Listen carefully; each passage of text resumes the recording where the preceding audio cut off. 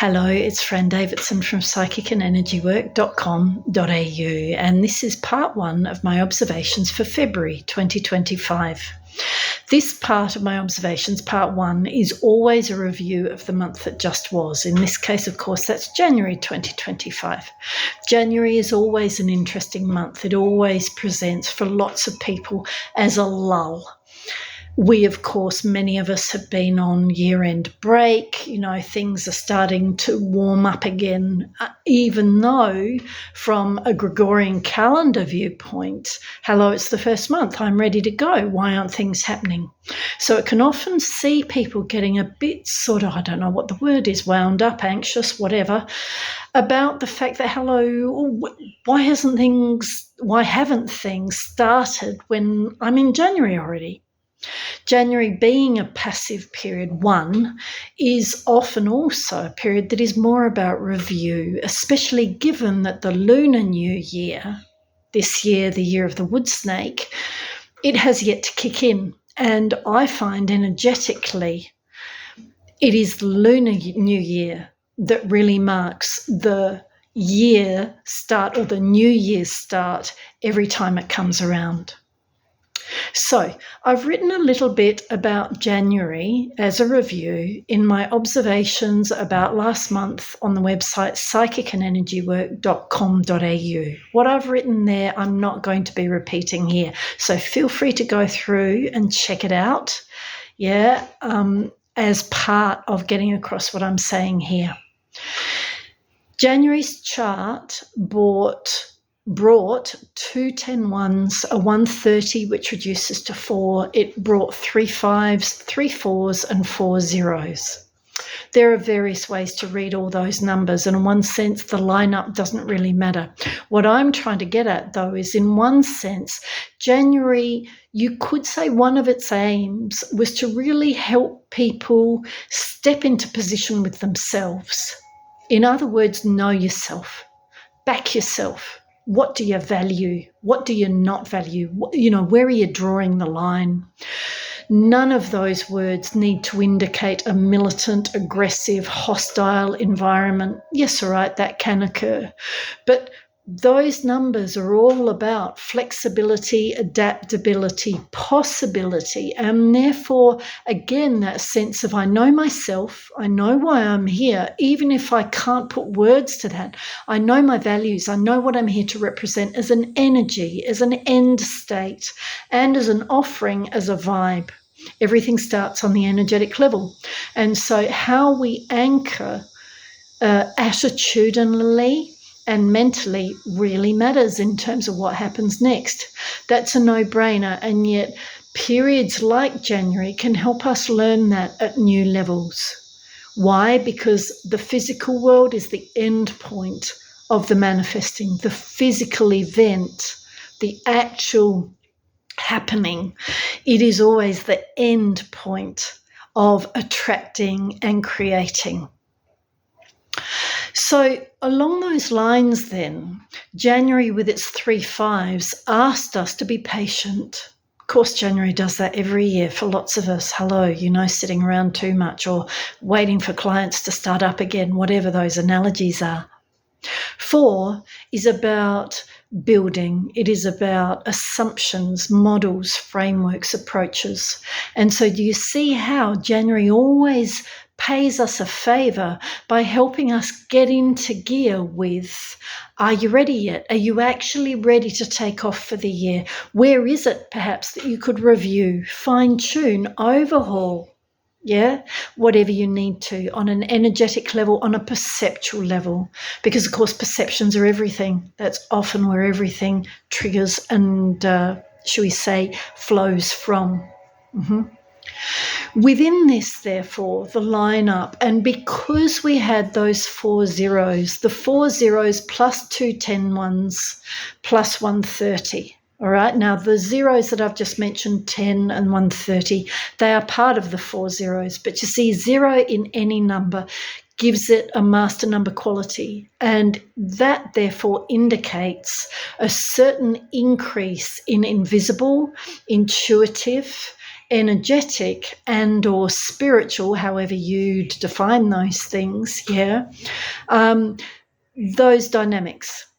And because of that, it can require us, or more importantly, pull us into moments where we really do need to center, ground, think about our positioning, let go of the busyness, let go of the spin. And of course, at least half of the spin we experience at any time, I'd argue, is the spin we ourselves create through our self-talk, through our chatter. Now, if you live in a built-up environment in 2025, it's a no-brainer to say that schedules, technology, busyness, just hello, energies out there, in a sense, they're all, shall we say, combining. They all conspire, not necessarily because they plot to do this, but the presentation of the fullness in those layers, it is such that it invites, for some people, the energetically sensitive, it pushes them into the need to come back to quiet, to come back to center, and to intuit anew. That's really important because all of these numbers, and you could argue any number, any moment, they invite self. They really are invitations to connect again on a spiritual level. And when I say that, I'm not talking connecting horizontally with other humans, even though that's part of it. It's connect with yourself.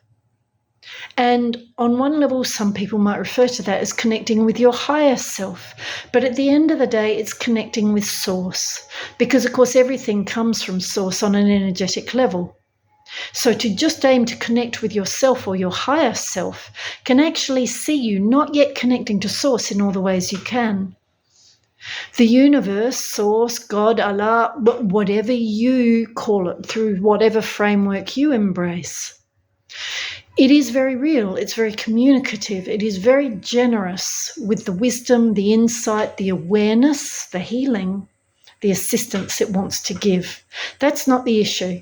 The issue is whether we are positioning in a way that we can allow that through. Sometimes we can do that without even trying. Sometimes, shall we say, the flow is with us and it just happens naturally. At other times, like January, we can bump into a whole lot of head vibes, mind vibes, our own and other people's. Again, we can bump into the headiness or the busyness of daily life, our own or other people's, in a way that all of a sudden, even though we're continually surrounded by universal energies, our focus has been pulled more to the horizontal, more to the egoic, quite possibly even more to the physical, and definitely the mental. There's nothing wrong with any of those aspects in creation in itself, but like everything else, when it's overdone, shall we say, when it's over-entertained, when it's not challenged through quality time out, through breath work, however you choose to do that, and through the conscious decision to let go of the busyness and the limit. When we don't do that, we can end up perpetuating stuckness, less than whole, however that might manifest. So in a sense, what I'm aiming for as a message in this video is that it wouldn't be a surprise if last month, challenged you to come back to base, to come back to self. It could even be that at this point, at the beginning of February, you're still sort of struggling with that, tussling with that in a way that, I just need to get back to quiet. Quietness is everything in energy work. It is everything in manifesting. Why? Because we are receiving beings. We're not just making and doing beings. Of course, so much of the model, especially in a Western, shall we say, day-to-day mindset, so much of the model promotes the need to do, to push, to drive, to make happen. And of course, those stances are invaluable, but they're not the whole of the equation. We have to receive first. Like a car that wants to go on a long drive somewhere that's really pleasurable, you have to fill up with the right petrol first to get anywhere. So too with energy, so too with manifesting. And so the job is always let go of everything just for a second, not because you're devaluing it, not because you're throwing it away. You are literally allowing it to just float in the air around you however it wants to. You're giving it the space to stretch, evolve, shake itself out, even if it is just a thought, even if it is just an energy, even if it is just an issue.